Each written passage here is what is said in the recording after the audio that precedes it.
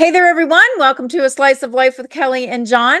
And today our guest is someone dear to my heart, one of my oldest, bestest friends in the world, and one of the sweetest, nicest, greatest guys that I've ever known, Kyle Wow. Branche, who is he's done many things, but we worked together in the bar and restaurant industry in Hollywood for so long. And Jon, I feel the same about you. So you guys, it's just such a pleasure for me today to have two of my favorite guys on the podcast. So we're gonna have some fun. But starting with Kyle and I met.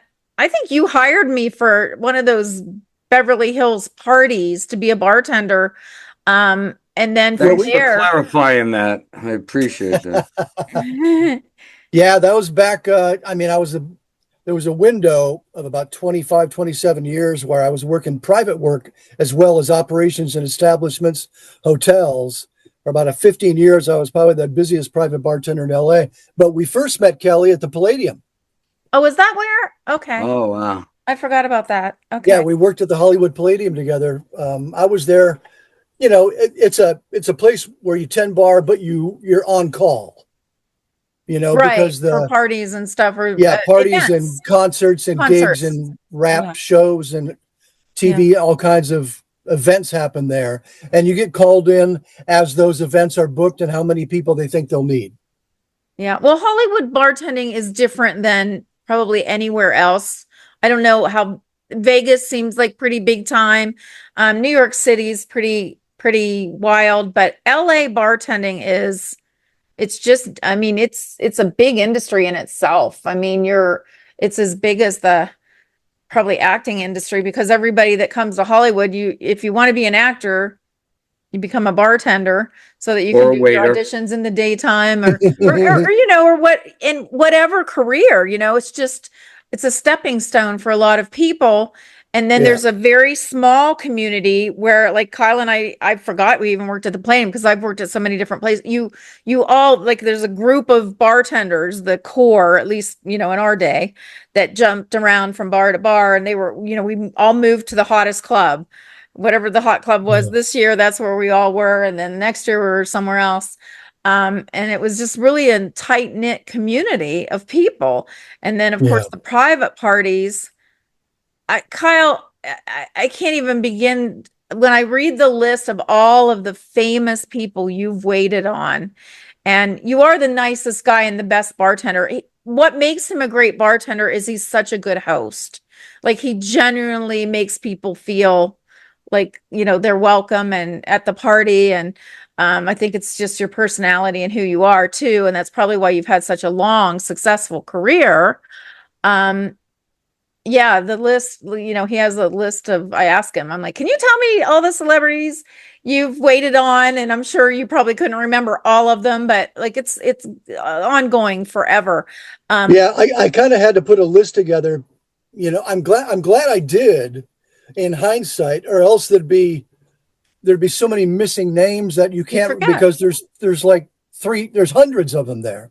Yeah. So after a while, I think I thought to myself, and this is 20, 25, 30 years ago, I go, I better start putting some together, and that's when especially with the private events too. I've worked over 2,000 private events in Los Angeles, um, all over the place. And Wow. I've probably worked in more bar venues than any other bartender in the history of LA. Now I know that's a big statement to make, but when you go back 50, Yeah, 80, 100 years, I think there it's weren't as true. many weren't as many liquor licenses, there weren't as many Yeah. bars, there weren't as many anything as there are today. Yeah.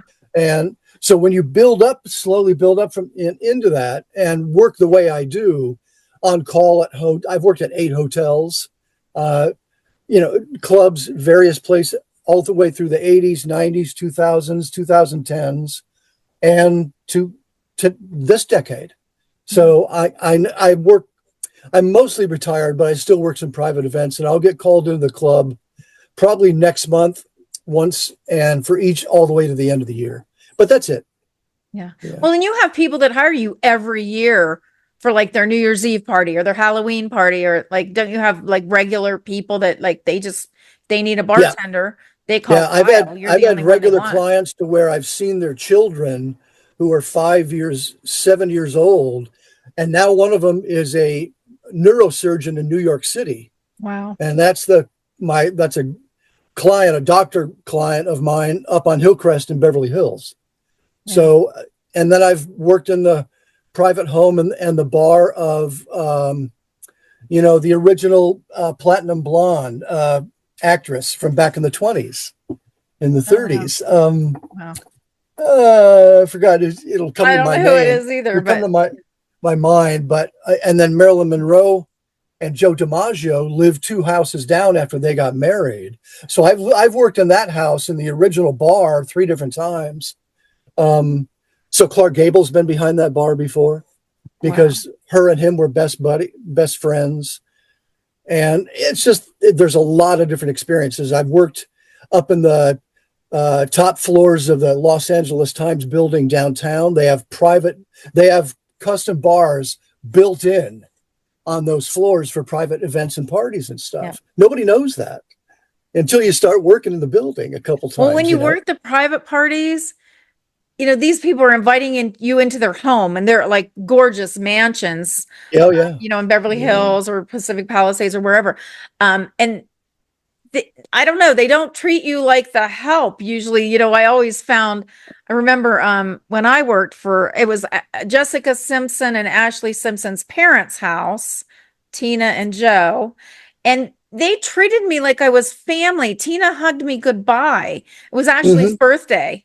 And when I left at the end of the night, like they brought me into the kitchen, they're like, okay, what do you need? Here's this, here's that. And they just welcomed me into their home, like a part of the family, hugged me goodbye, said thank you. And it just was such an experience that you wouldn't normally have, if you're doing something else. I don't know. It's hard to describe how fun bartending is in Hollywood. Besides the fact that you meet these fascinating, interesting, fun, famous people, but you also meet, just the average people, the behind the scenes people, and, everybody else. And it's just, everybody's always thanking you, like all night long. You just thank you, thank you. And, you're Yeah. making people happy. And it's like, who wouldn't want to get paid to, have that kind of experience where you're just making people happy all the time, right? I Yeah. mean, that's what I liked about it. And then you get called back, and then you get referrals from people that were at that party to work, Yep. so it Mhm. kind of goes on and on and on like that.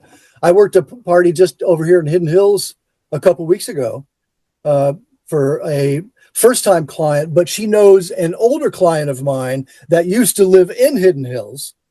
And it just kind of goes on. I've been working private events in that Yeah.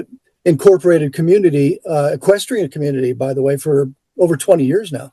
But Yeah. I used to work at the famous Lakeside Golf Club in Toluca Lake and Oh, across the street from the, Burbank Warner Brothers Yeah, Studios, yeah.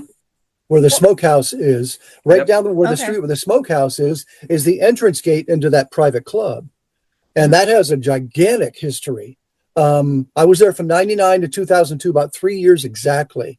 Um, Amelia Earhart owned a home off one of the greens, and that's where she drew her last navigation map for Wow. her last flight. And Didn't Bob Hope also live off of he was in Toluca Lake, if I remember yeah, correctly. he was in Toluca Lake off Moore Park.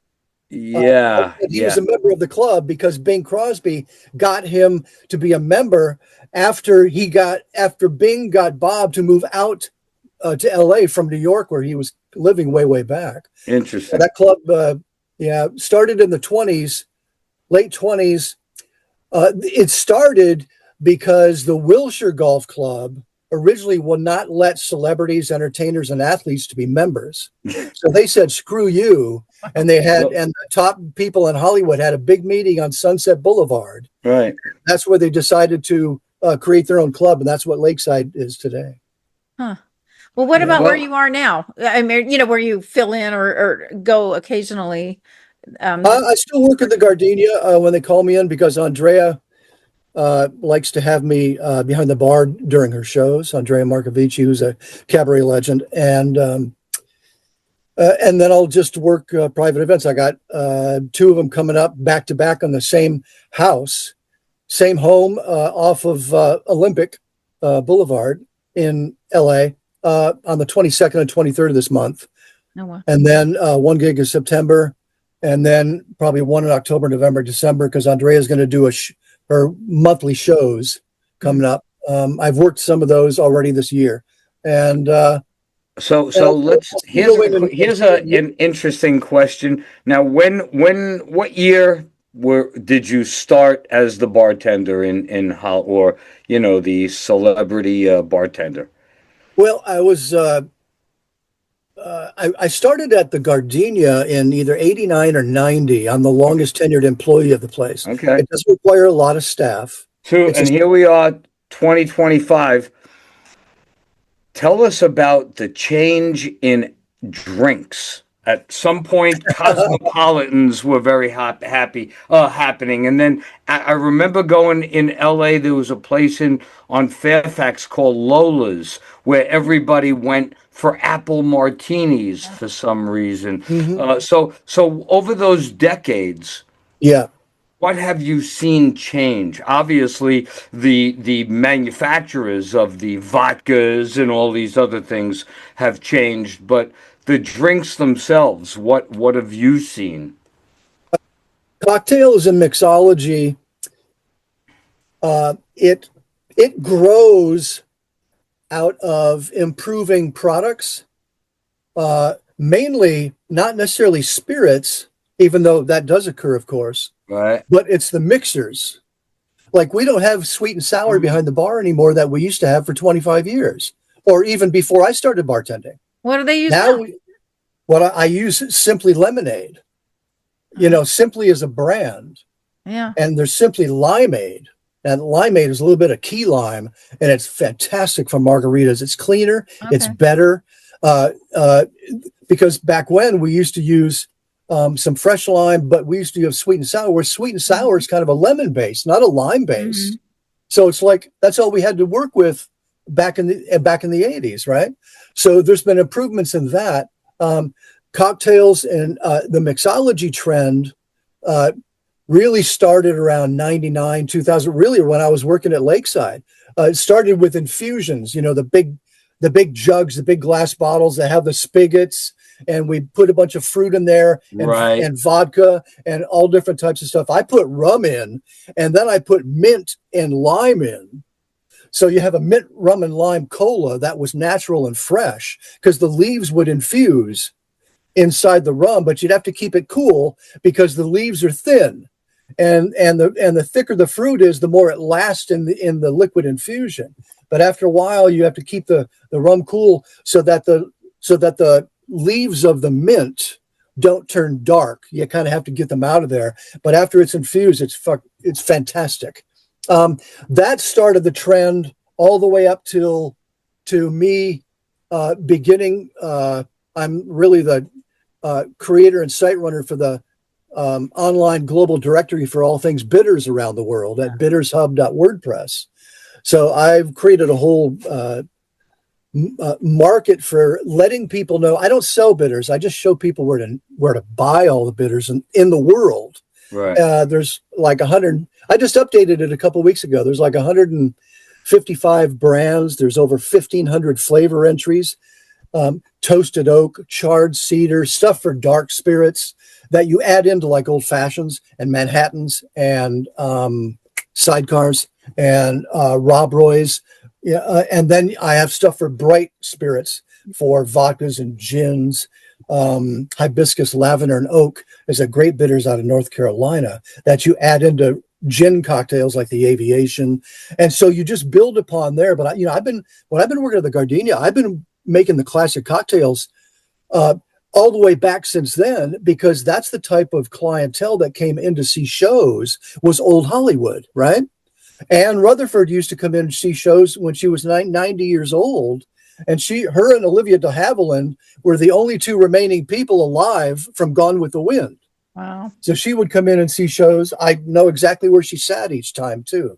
And it goes away. But see, they know the classic cocktails from way back then. That's what I'm trying to get to. Yeah. Okay. Well, you're talking about the Gardenia Cabaret.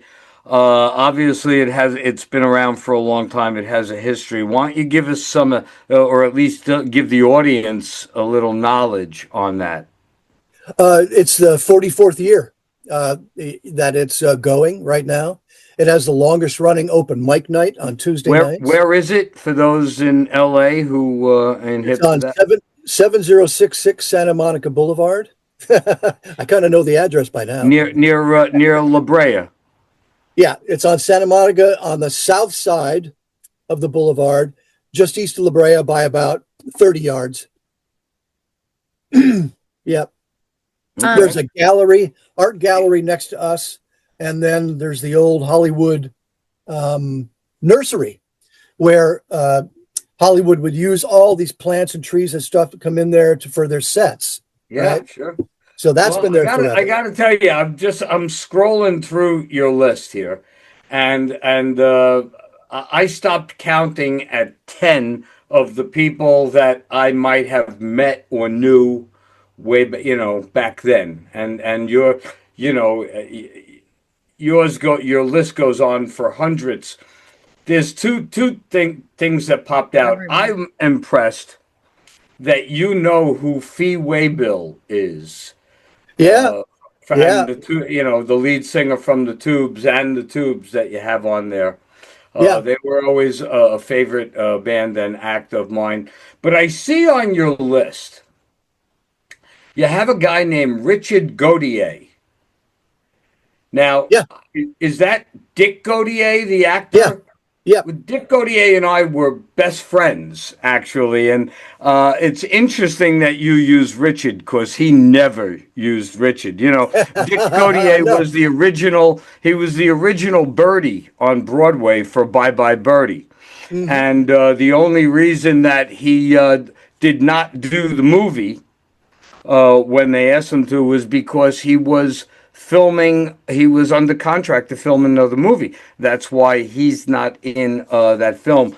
But yeah, Dick and I were friends for a very long time, and unfortunately, he passed away a handful of years ago. Yeah. But he was also, for those who He came are into the club to see a show one night. certain age. Oh yeah, he Yeah. loved cabaret shows. We would go to a lot of shows. He was Jaime the Robot on Get Smart for those who Oh, I remember Get Smart. And then Mel Brooks. Other than Get Smart, the show that Mel Brooks came up with several years later, he had another television show that only lasted, I think, maybe a season and a half, which gives you an idea when something only goes a half. But he had a TV show called When Things Were Rotten, about a comedy show, obviously, of Robin Hood, and Mhm. Dick Gaudier played Robin Hood in that. So Okay.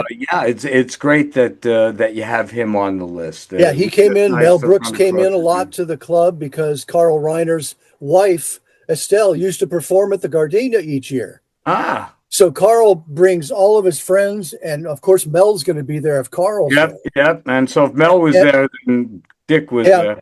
in fact, one time Anne Bancroft came in with Mel. Wow. And but it's a whole group of people, a community that just know each other, and the place is packed every time that Estelle performs.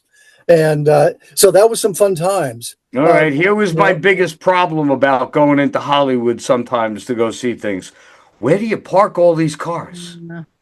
yeah, we don't have Parking's uh, always a our nightmare. parking is street parking at the club. Wow. In back of the club in the alley is where the large parking lot, but it was owned by the record plant when they were open all the time.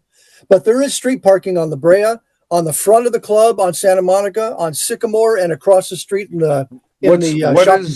does the club hold? How many About lodges? 60, Oh, that's it, huh? Very about intimate. 60, yeah. Because cabaret is intimate performance. Yeah. Correct. Yeah. So it's going to be a smaller lounge. It's a supper club. You remember the old supper clubs? Yeah. That's what And it really you is. sing, don't you? Sometimes the open mic night, you sing. Yeah, yeah. I performed. I still do. I got back to it once I started working the open mic nights on a regular basis. Once we reopened from the pandemic, right? because before that and some years before that, I was real busy with a lot of private bar work. But I started working more at the club. I started taking over Tuesdays. I said, because I used to perform at a singing server restaurant in the mid late 90s called Cafe Bellissimo. So it was like Michelli's, but it was out here in Woodland Hills and Thousand Oaks. Mm-hmm. So yeah, I got back to performing a few years ago, and in fact, this past Tuesday I did a song by Jackson Brown. I've performed since I got back. We're performing, and this is with a stage of professional studio and touring musicians on baby grand piano, stand-up bass, guitar, and once a month we have a drummer, of which we had this past Tuesday. But I've performed 142 different songs since I've been back. Wow. Wow. I didn't even realize. Yeah. And that stems from, going way back to, you mentioned fee waybill, John. I used to work in the music business back when I was a kid, in the 3 years in the late 70s, 3 years in the early 80s.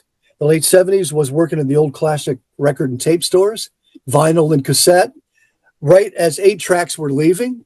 And then Wow. 3 years in the big music distribution warehouses. So that's where I got a lot of my music background from. And then that lends into the music puzzlers books and all that type of stuff, if you want to chat about that at some other time. But yeah, Fee Waybill came into the Black Angus in Burbank because he was in town from San Francisco. He was taking acting lessons just up the street. And so he came in one night, and I let the DJ know. I go, you know who that is? You see, I love the Tubes. I'm a big Tube fan.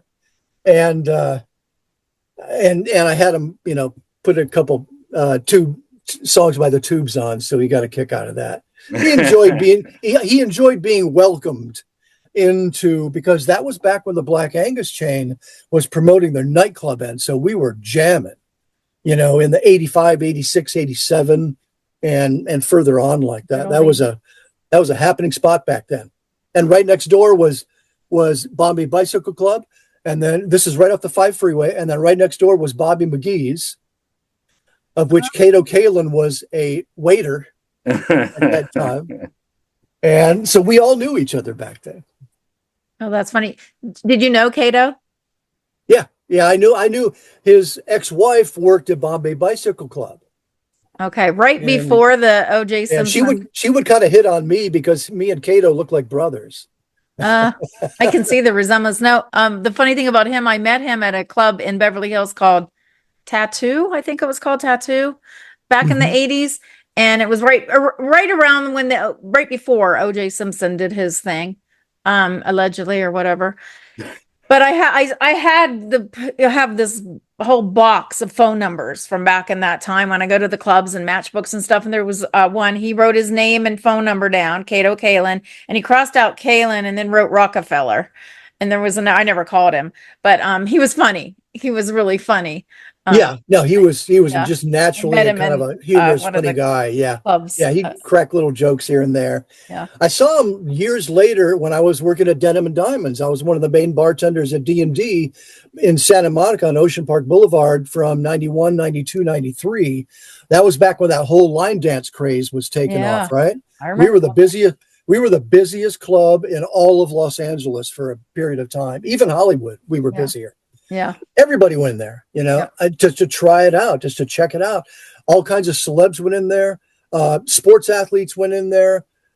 Everybody just had a blast. I mean, that's where I met Marv, the wide receiver for the Miami Dolphins and the Green Bay Packers.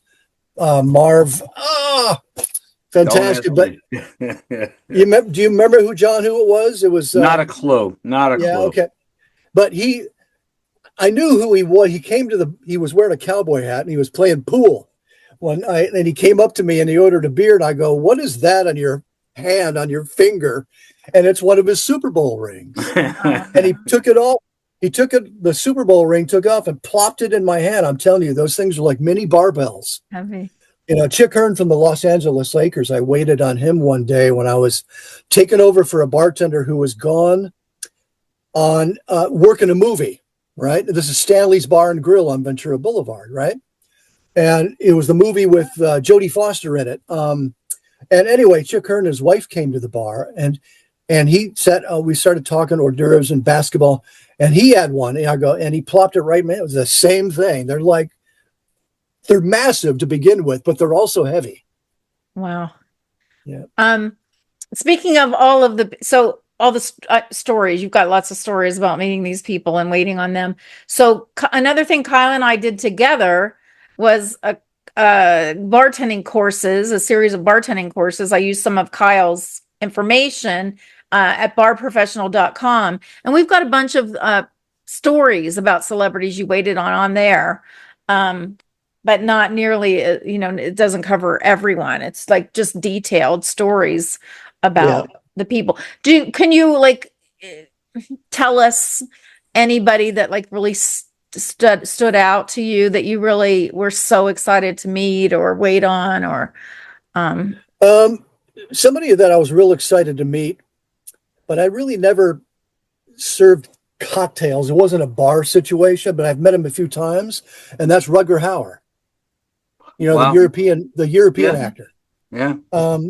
He's no longer with us, unfortunately. Last time I saw him, he was literally in the Starbucks right down the street from where I live. And he walked in because he used to own he used to have a house in a bit of a small ranch out here, out in Agoura Hills. And in fact, Ricky Lee Jones had one out there too before she moved to New Orleans. But when I first met Rutger is when I was working private events at the Los Angeles Equestrian Center. I worked a small room for Willie Shoemaker's birthday party one time. I worked weddings there, and I used to work the outside bars in the arena for the polo matches. Yeah. And one night, Rutger had his horse there the horse that he rode in the movie Lady Hawk, that was his. Oh. And it's a huge horse. And he had it there. And after the polo matches, he came out in the arena and he did a little thing out there. And I was able to meet him in back where he stabled his horse at that time. So that was always great because you just remember him from Blade Runner and a slew of other films that he was fantastic in. He was just, he's one of those, he doesn't mean to be intimidating, but he just is, right. But he's the super nice, friendly guy. And amongst a lot of actors and people that I've worked, I've worked at Shirley Jones's house when her and Marty Ingalls moved from Beverly Hills over here to the Valley in Encino. And I worked, they used to have Christmas Day parties. So I used to work their parties on Christmas Day. They had a summer one too one time, but most of the time it was to get all the family together. Mm-hmm. The only one who didn't show up at the Cassidys was David. He lived in Las Vegas at the time. I don't know why he didn't show up, but I don't know. He could have been busy with shows and stuff too. But everybody was, all the three of the other brothers were there. Obviously, Shirley was there, and Marty would always kind of try to break me away from the bar just to come and chat with him at a couch. It's just to talk stuff, He was a great guy, and Shirley was cool, and just I don't know, just you'd have to go off that list in order for me to be able to talk about them, because I know exactly from that list where I met them, where I served them drinks and all that sort of thing. Okay, let me mention a couple of them then. I'm guessing they were together, James Brolin and Barbara Streisand. Yeah, I worked, I wasn't initially booked on that private gig, even though that's a regular client of mine that I worked through a bar service for. That was I met them at a client's house who was the vice president of Sony Universal. And I've been there many times at their house up in what's called the Jewel of Los Feliz. And it's a beautiful overlook, especially the backyard at night, not just downtown, all the way around.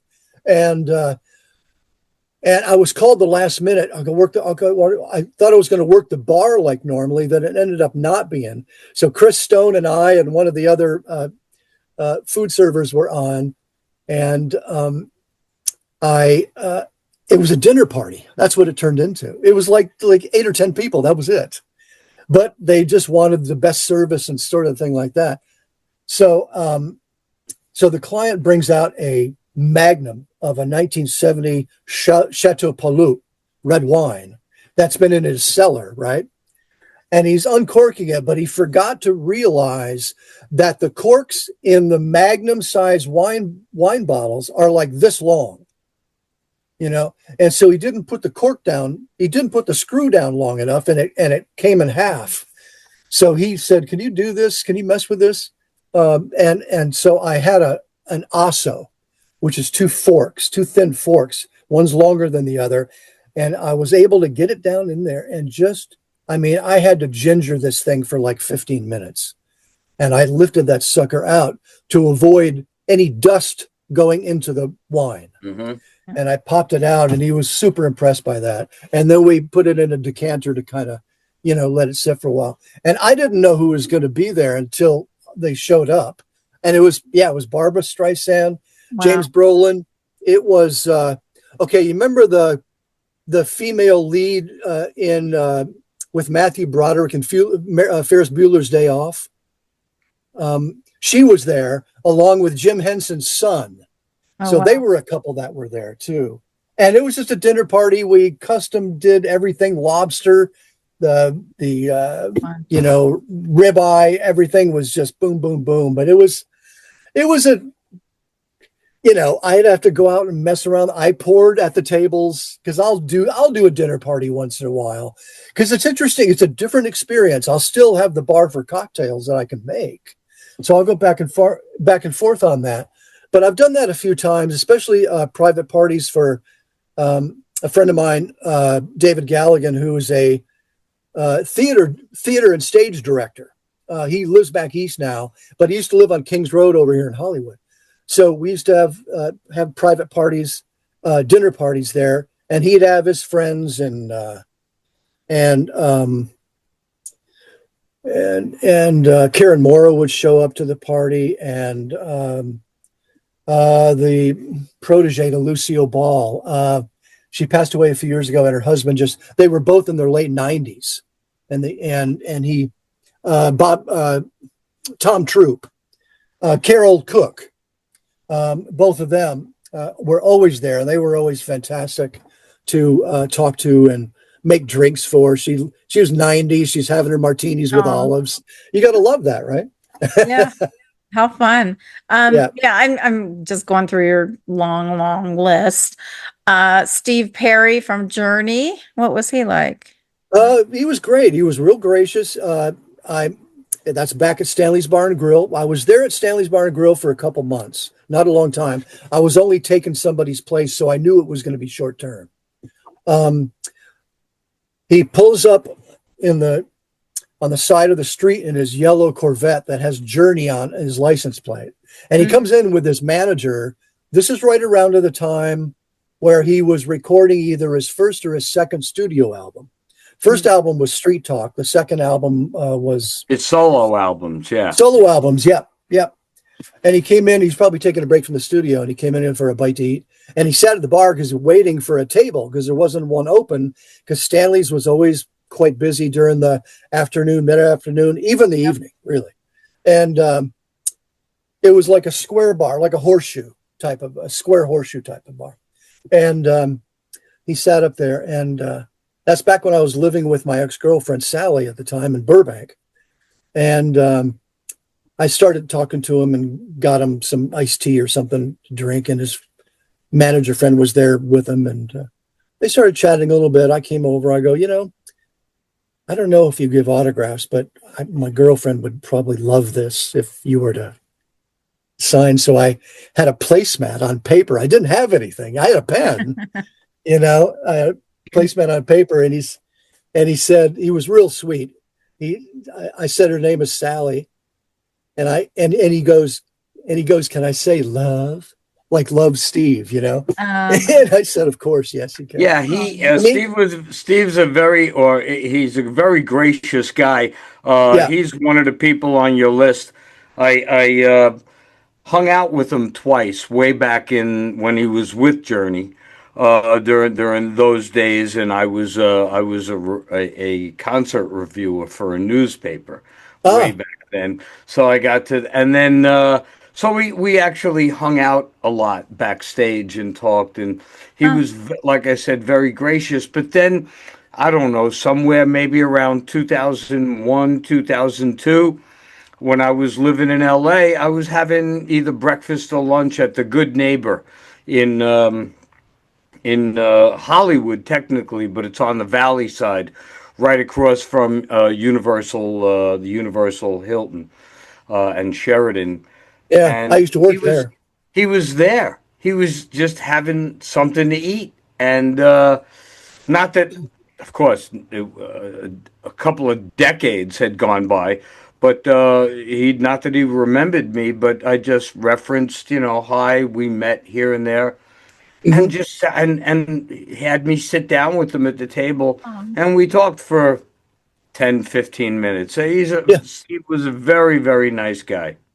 yeah, he is. He's from Hanford, California, which is up in the Central Valley, not far from Bakersfield. Yeah, And so, he's a regular dude, when it comes yeah, down very to it. soft spoken, Yeah, really nice. That's what I remember about him. yeah, yeah. There was something I was going to mention. I forgot about You know, about I'm that with sure him. I'm sure at some point, and just so you know, Kyle, I've written a few books. Okay, cool. But I'm sure at some point someone has said to you, "Why don't you write a book about all these people?" But you don't. I don't know if you want to. I don't Yeah, know. Yeah, it's kind because of it's kind of tough to because I mean you can do it, but you want to be able to do it in a nice way. You don't want to be and the bashed. people don't want to hear, the readers don't want to hear nice stories about everybody. They want to hear some trash. right. And Yeah. it doesn't sound like you have, even if you had that, you wouldn't want to promote that because it would then damage you as a bartender in any other kind of future work. Yeah, well, there's a way to do that, and I did it. There's two books that I have called Life Behind Bars. Ah, There's book one and book two, and there should have been a book three, but I never got to it because I was busy with other. Because I'm an author of a bunch of books too, um, and they're short stories. They're like little vignettes. There's like 25 in each book. And whenever I talked about or brought up a celebrity, I would always put everybody in a good light because most of the time that's what occurs. I rarely ran into a celebrity that was in a bad mood or was, difficult or something mm-hmm. like that. But what I do is I may speak about this here in this and that or work at their home in this way, but I don't tell secrets. There's a fine line between speaking about the environment that I'm working in as a bartender, as a private bartender, and then respecting the people who are there. Like when I was at Shirley Jones' house, I spoke to Frank Gorshin.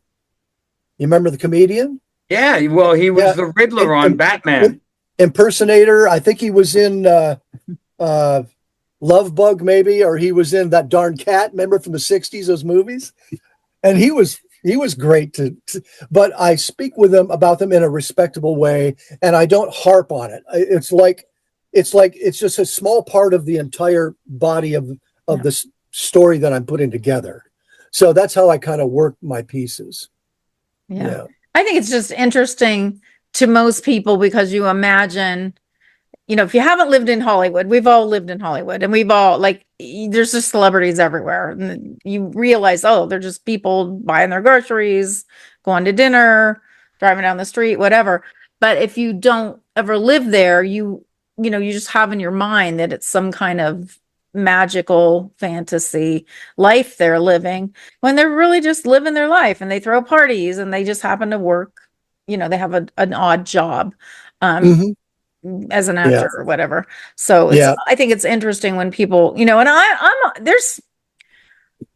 there's very few. The only person I can think of that I would get super excited to meet is Daryl Hall from Hall and Oates. Oh, I've been a yeah. groupie of Hall You're and Oates you're a big Daryl forever. Hall fan. Yeah. I love Daryl Hall, and that's really the only person that I've been invited backstage to a couple of his concerts, but I never met him. I wasn't, so anyway, Oh, I get all flustered and excited when I think well, about it's too bad how you were so close and yet it didn't have, it. it Yeah. should have. It's too bad. Yeah. That'd have been great for you. Yeah. Yeah. One thing I want to mention, John, about Steve Perry is when because he lives down in like Del Mar area, right? But he comes into LA and Hollywood. You know why? Some of that stuff, the reason why he likes to go onto the studio lots in the in the in the sound, the building where they're doing the sound stages for when they have orchestras and they're doing the theme music, or they're in studios doing it for a movie. He loves to sit there and watch how the conductors and he learns from all that stuff because he's actually a recording engineer too. And he does a lot of the stuff kind of like Jimmy Page did for Led Zeppelin, Steve Perry did for Journey. Not many people know about that, but he has a background, so he's real smart with all that type of stuff. Yeah, you wouldn't know about that. Okay, No. I'm gonna just read some names. We don't have to tell stories, but we're going on and on Okay. about You're the Bartender to the Stars. And I just want people to have just a little taste of some of the great stars you've waited on and had experiences with.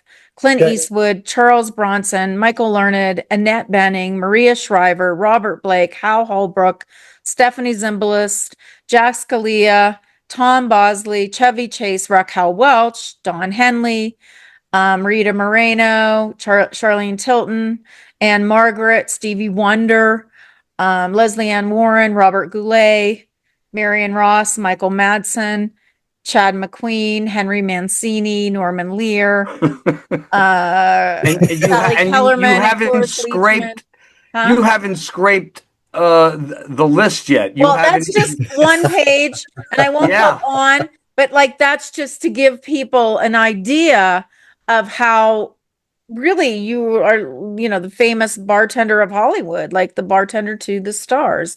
It's kind of turned out that way. It's not that it started out that way, Well, but I'm when sure it's you not have what you aspired to be, or it Yeah, happened accidentally. yeah, because I went to acting school in '86 and '87, and I was kind of doing that sort of thing too. But all of that happens over longevity, Right. and 40 years of it is you're going to have some serious buildup. And part of LA, like you mentioned, Kelly, before, is back in the day we were tending bar here, then we tend bar there. Well, there's a benefit to that, and to not sticking around the same watering hole for 12 years with the same customers. Even though I've been at the Gardenia for 36 years, I've never been needed in some full-time 40-hour capacity. Mhm. It's always allowed me to work elsewhere while I'm still working there on call whenever they need me. That was a great position for flexibility, right? Yep. To be able to work in other places too. Yep. And Tom and I always, the owner always had that agreement. By the way, Tom was on Broadway for Applause in 1970. He has a lot of history, had a lot of history of that. But it goes back to the more different bar venues you work at, the more experience you get, the wider range of knowledge and experience you get, and the more people you meet. So that is a really good side benefit to working in several places. Yeah. And Hollywood's just like that because bars open and close. The Hot Club is this one for a year, and then everybody goes to this one next year. And so it's a really exciting I don't want to, I guess, career. And I want to do what you did. I want to go more in detail with all the people I waited on, because it brings back memories. Like you're thinking, oh my gosh, what a fun night that was. What an awesome time I had. And I just treasure my memories of being a bartender in Hollywood. I had more fun than you should be able to have while you're making almost. Well, and it's almost like being a rock star, because everybody's like, you get fans. I remember I was dating this guy on a soap opera, and we went to the Elton John concert up at what's the one up on Universal? I guess Universal, don't they Universal Amphitheater? Yeah, At the yeah. amphitheater, yeah. And we went to the Elton John concert, and like literally 3 people are pointing at me as they're going, "You're the bartender. You're the bartender." Yeah. And he's laughing because he's like, "I'm on a hit soap opera and like nobody's recognizing me, but they're recognizing you and you're a bartender." Yeah. And the way I met him was bartending, and he used to be scared of me. The funny thing is, because I was real like I worked at these hot, busy nightclubs, and I'm like, "Have your money in your hand," and I'm like bossing everybody around, telling them what to Yeah. get on the line, and take your We turn. had we had to be You that had to way manage it. I because mean, it was crowd when it's control. so busy like that, I mean, Yeah. when we're behind the bar, our energy almost Yeah. elevates us physically. Yep. I Right. mean, Yeah. Oh, you're yeah. almost floating. Your I mean, adrenaline's going, and that's why we can't get to sleep until 5 or 6 in the yep. morning because we're busy coming down. It's a high, but it's the adrenaline. Yep. It's the intensity. It's the pressure and the stress almost kind of takes a back seat to all that. Yep. And that's why I've did a pretty good job of not aging over all these years because everything else took the forefront.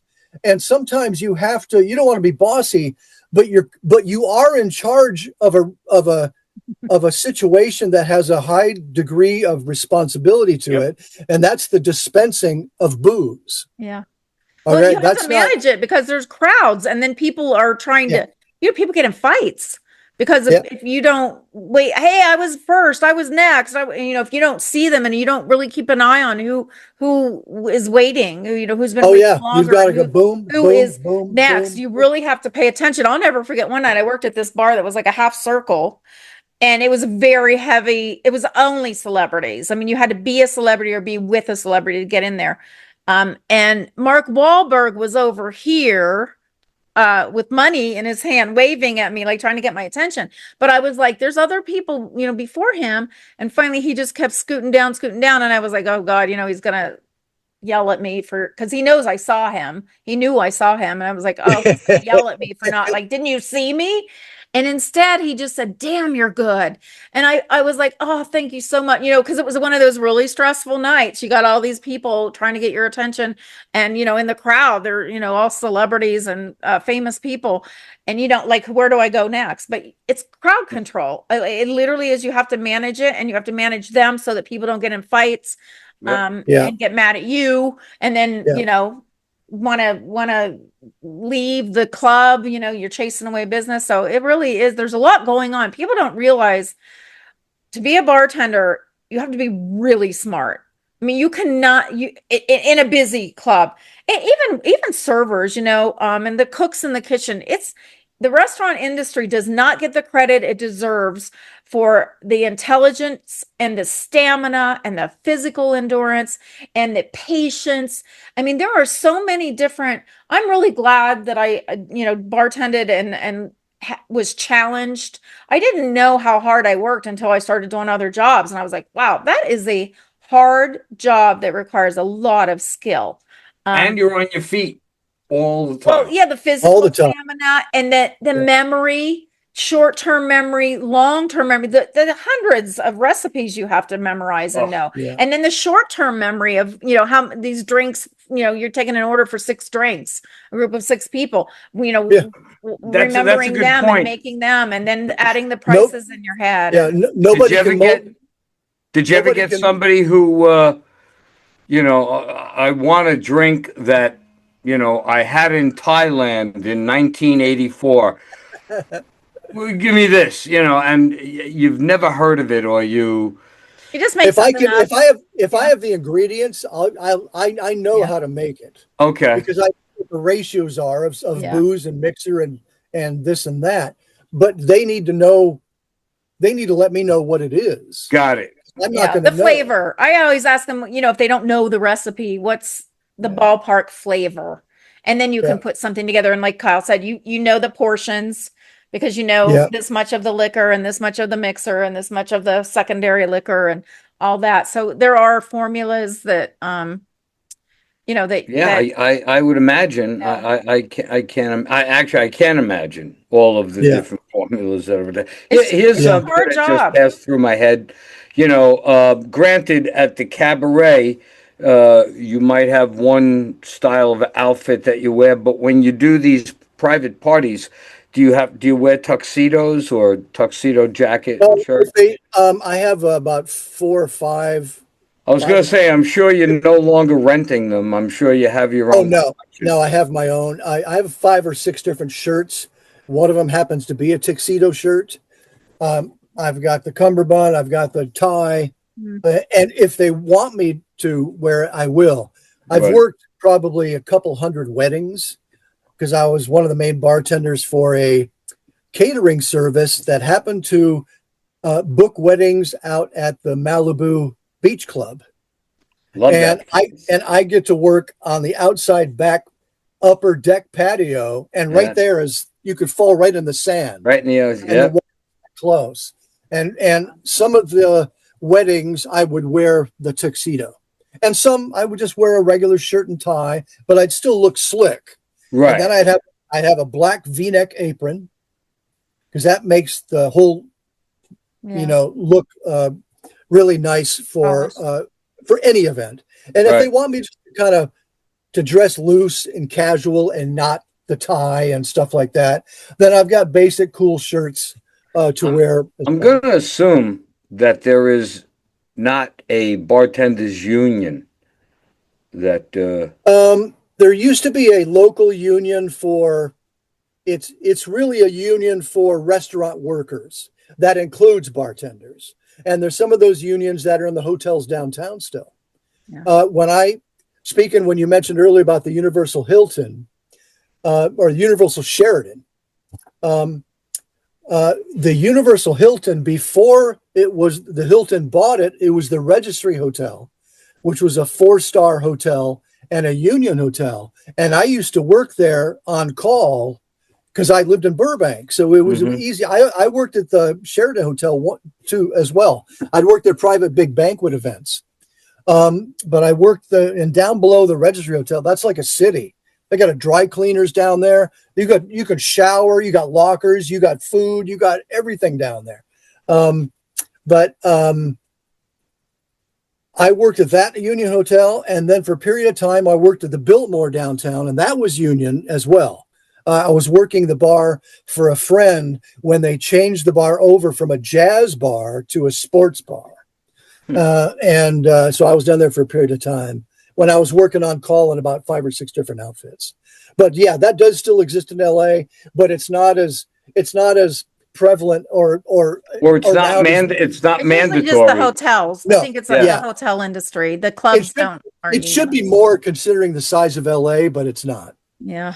All right. So I want to ask you, I want to get back to, so you wrote the books, The Life Behind Bars, but then now what you've been working on is the puzzler books, and they're so gorgeous. Do you have any of them handy? That you can Yeah, I got them right here. Good. The covers are gorgeous, and they're puzzle books that you sell on Amazon, and we'll put that in the description where people can buy Yeah. these. Yeah. Because they're really nice. They're nice books to have for yourself, but they're also great gift books. Yeah, Because this is Jazz Puzzlers. Should I put okay, this up like that? There we go. I see me in it. Yeah. Yeah.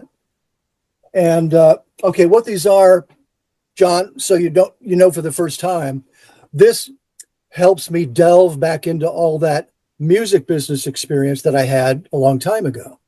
What I did is I utilized all that knowledge and I turned them into they're word search puzzle books, but you're looking up song titles, so they're song search. So you're looking up like this is jazz, like this is Sonny Rollins. Oh, So you're looking up song titles that I chose, and I do real deep research on these books. And then you're looking up the song titles in the letter grids on the right. So that's jazz.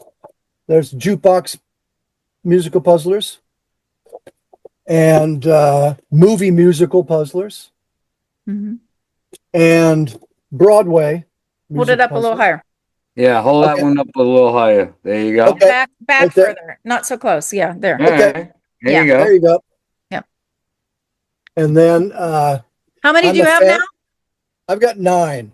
Wow. Good for I'm you. starting book 10 of the series next month. That'll be probably a November, December release, which will be the final one in that 4-book series that covers Broadway, movie, and jukebox. This one will be composers of the Great American Songbook, of which I know a lot of because I've worked at the Gardenia forever. Yeah. So I know a lot of those songs that people Right, the sing when they do standards that are out there. Yeah. yeah, they do the standards when I they gotta, show. I gotta ask you. I'm looking at those shelves behind you. Are those books or CDs back there?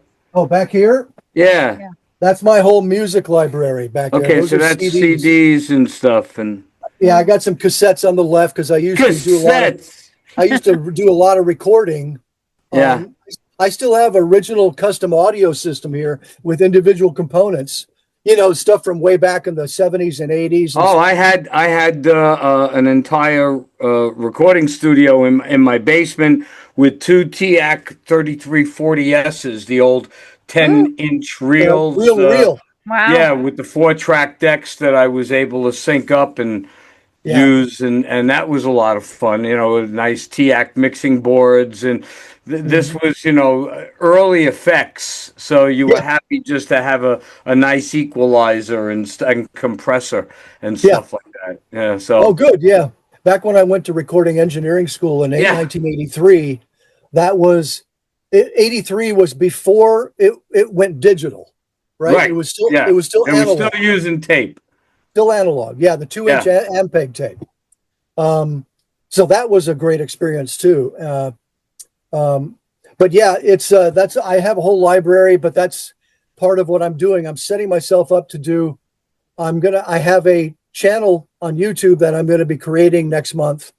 It's ASMR videos that I'm creating based on all the music and CDs and all that type of stuff. So we'll do another one of these at some point so I can kind of show you what I'm doing yeah. with I'd, that. I'd actually, I'd actually be happy to have you come back on and just talk. I mean, not that the bartender thing isn't Yeah. interesting, but I'd be happy to talk about, or Kelly and I would be happy to talk to you about all the music because It would be you and Kyle because sort of what I do a lot. Yeah. the music people. I don't know anything about music. I'm a fan. I'll sit here and listen. Well, But here's yeah. here's these other books. I'm a fan of British pop music, so that's Okay. Britpop Puzzlers. I did that for Europe, Yeah. right? Very good. And then this is R&B, soul, and funk. That looks like your thickest book too. That one. I did 3 of them this way, so I didn't have to do book 2s of them. Now, the rock and roll, jazz, and country, I will be doing book 2s of. This series will be about 20 books in its entirety because I'm going to cover Americana music, roots music. I may do I'm going to do a book on 60s bands because I love 60s music too. And a bunch of other genres that I'll put out. This is 80s music that I did. And As long as you don't do one for disco. no, I want. Thank you very much. I like I'll put the disco. Bee Gees in something, and I'll put some other stuff. The- See that type of music. I just put the R&B, soul, and funk. That's where I can put that. Some of Yes, that disco. can. It's because it is part of that. It was It's part of the genre. Yeah, it grew from R&B, without a doubt, and funk music and that. yeah. That's country, and this is the very first book that came out in the series, Rock and Roll Puzzlers. There you go. There you go. Yep. Yep. Yeah, those are Yeah. so beautiful. Really good job on those, Kyle. And I'm Well, excited to see I'd your enjoy talking to you about those. Yeah. And Yeah. I'd enjoy taking some of your quizzes too, by the way. Hey, you'd love the bait. You know what? Leave your address with Kelly and have her send it to me, and I'll send you a couple of these books if you want, just for free, just for you could have fun with them. Cool. Uh, And it would be, well, I appreciate that. And, Kelly and I, we have a lot of authors on, and we get asked, you want me to send you your book? No, I mean, I'm busy writing my own. I'm dealing with some other stuff. Kelly's, too crazy to read a book. She hasn't read any of my books yet, by the way, and I keep letting her know that.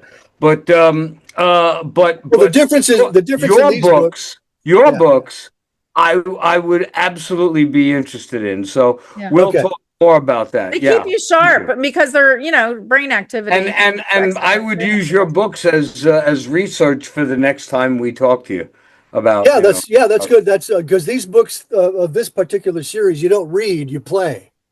Love it. Yeah. Love it. Yep, they're awesome.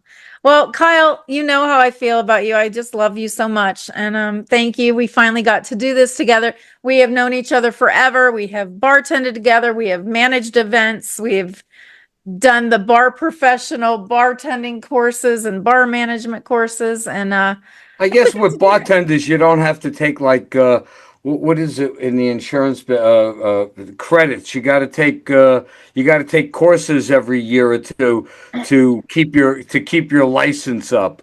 So I well, you guess have you to don't do have to the do that, but you have to keep up on all the new drinks, all the new alcohols. well, you have to be Yeah. Kyle, certified for the licensing for laws, all the laws of serving do alcohol. you like when the restaurant does the restaurant or the club wherever you're working, have you come in say in the afternoon because a rep from a new alcohol company is coming by with their products and they want the bartenders to be able to have knowledge of it? Usually that's the Sure, managers. I've done that in the past in a few various other bars that I've worked at. Um, because I've been a bar manager in a half a dozen places too, as well as bartending in that spot, or sometimes just bar managing. Right. Um, and and they will set up time. They will call and set up times for me to meet them there or come in, depending. And they'll go through some new spirits that happened downtown, happened out in Westlake Village, and a couple of other spots. And I'd communicate with them, but it all depends on how much shelf space we have. There you go. You Have know, you ever has anybody ever poured you something and said try this and you were no.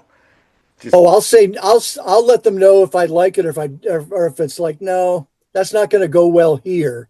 You right. have to know your clientele, right? Absolutely. It's best to know your clientele, and then you can get a ballpark for how you can utilize a certain spirit, or a liqueur, or a mixer, or a bitter, or whatever is Right. Right. coming down, or some custom signature beers from Europe that have just got imported in the United States. There's another product that you have to keep up on, Yeah, all the beers that are coming yeah. through. And then there's the wine. If there's no sommelier there, Yeah. now if there's a sommelier there, then the wine people go to Right. them. But if not, then they'll come to me and we'll test some wines out here. Well, we'll try stocking this. Got it. Sometimes it's good to put certain products on rotation where you don't have to bring a product in and then keep it for 27 years. Maybe some booze is like that, but when it comes to wine and beer, it's nice to have a rotation going where we'll keep it in, especially if kegs. Hmm. I started changing kegs when I was 15 years old at a place I used to work at. Um, but um, the rotation of beers and wines helps the selection grow, and along with the clientele, now you've got something new to present them Hmm. instead of the same old thing. Got Now, it. there may be some clients like the drummer from Audio Slave. Him and his wife used to come into an Italian restaurant over here that I used to work at in Calabasas, and he'd order Opus One all the time because it's a fantastic red, right? Yes. It's very well known, but that doesn't mean that you can't suggest something to them.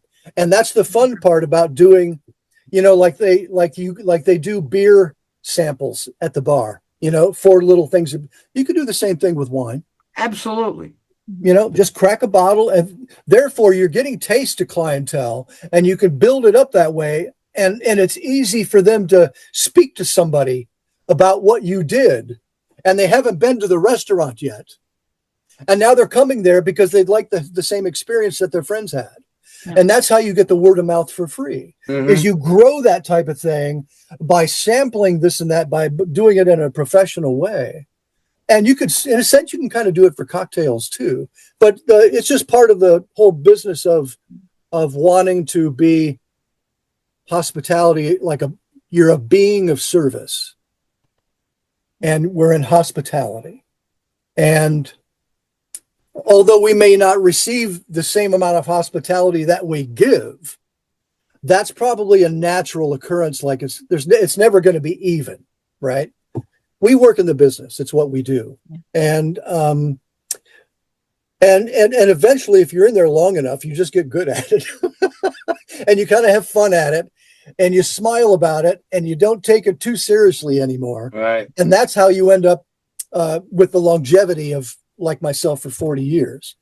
I'm probably in the top 5% of bartenders that have lasted that long in LA or in the business period. Yeah. Some people will go in for 10 years, especially the mixology ones from when they started 20, 25 years ago. 80% of those are gone out of the business now. Yeah. And out of the thousands of bartenders that are in Los Angeles, that's a substantial portion that realize, God, I can't really, they're interested in becoming more and doing, and there's a certain amount that you can do. But what I do is I branch out and try to do other side projects, like the bitters thing, like the storybook thing. You try to do side things to get more. But see, I used to write for the industry magazines, the beverage and food magazines, for 10 or 12 years. I've been published about 75 or 80 times writing cocktail pieces, story pieces, product reviews, feature cover pieces where they gave me 5 or 6 or 7 pages to fill out. So I've done that. I did most of my magazine writing from between the years of 2002 to 2012. We did a piece together. We did something together. I can't remember. That's right. We did. Yeah. Yeah. Yeah. One of them. Yeah. Yeah, you've done a lot of different things, and you, I would say, are the expert, the bartending expert, and the, one that's had longevity. And I do think part of it is a personality thing where you really have to have the right temperament to deal with all these different personalities and different people. And I think you have to shapeshift when you're behind the bar. There's no doubt my about next it. trip out to LA, which hopefully will be within the next handful of months, I'll make sure Kelly sets me up with you, and I'll come by. Because normally, for decades, I've been going. Even though I was never that kind of guy when I first started going there. I've fallen in love with the Polo Lounge. I've always been a fan of the Polo Lounge, and have been going there since 1975. I think was the first time I went in there, and I was completely out of my element. This is the Beverly Hills Hotel, the Polo Lounge, 1975, the Hollywood elite, and I don't mean actors or anything. At the time, it was where all the deals were being made, all the executives, the producers, the directors, the studio heads. And I walk in there, and my hair was down to about here, and I had some kind of high collar shirt on at the time, and certainly bell bottoms, and whatever shoes I was wearing. And I was out of my element completely, but I was there to meet somebody of my godfather at the time, and I just felt comfortable there. And over the years, I've obviously I have my favorite server. You don't call them waiters anymore. Have my favorite server, and he knows my drink when I walk in, and so that's always been a special place for me. But now I have a new bartender to come and check out on my next trip. Well, if I'm still working behind the bar when you get out here, then I'll make. Well, we're only talking a few more months, and if you're not, then I'm going to come to your house and raid your music collection. Well, the best place to come would be to the Gardenia, because that way you get to see a show. Absolutely, at the same time. Yeah. And Andrea's doing shows once a month, starting back in September. She took 2 months off. The first Saturday or Sunday of each month. So if I get out there before the holidays, you will know about it. So, okay. John, do you sing or just play guitar? You should go on open mic night. You guys can both sing and record it and put it on social media so I can see. All right. Anyway, so I enjoyed this greatly. Absolutely. Oh, good. You guys are so similar, and I love you both so much and you're just the nicest, bestest guys in the world. So I'm glad that you guys should meet and How do we hang out live when up you to go back to that? But Hollywood. okay, thank you. Okay. So Anyway, Kyle, Kyle, thank you, John. thank you, Kyle. I really appreciate it. Was great. I really do. And I'm not much of a drinker. I probably I can count on one hand how many times I probably consume during the year. Though when I do make my tomato sauce, or as we call it in New Jersey, gravy, I'm good for about a half a bottle of wine while I'm making it. So it's just pouring it in and trying it. But Well, anyway, there's yeah, great cocktails that are not alcohol too. So there's because I that's make like sangria. I make putting a really water in a jet engine. It's like drinking decaf coffee. It's yeah. you don't do that. But Yeah. anyway, thank you very, very much, and I look You're forward to welcome. meeting you. I had a good time. It was fun Yeah, Yay. doing me this. too. Yay. Yeah. Yeah, I got to see you, Kyle. It's been too long. Yeah, There there's you go. plenty of stories, from that list and all kinds of stuff we can Let's go do into it if you wanted. again. Yeah, we Yeah, can do it again whenever you want. Let me know. Yeah. absolutely. Thank you. Okay. You're welcome. All right. Thank you. I'm going to let you go and we'll see you soon. Take Okay. care. Bye, Talk Kyle. to you later. Bye bye. Bye-bye. All views expressed in this video belong to Kelly Nicholson, John D'Amore, and guests. These discussions do not represent the opinions of any entity whatsoever with which they have been affiliated now or will be in the future.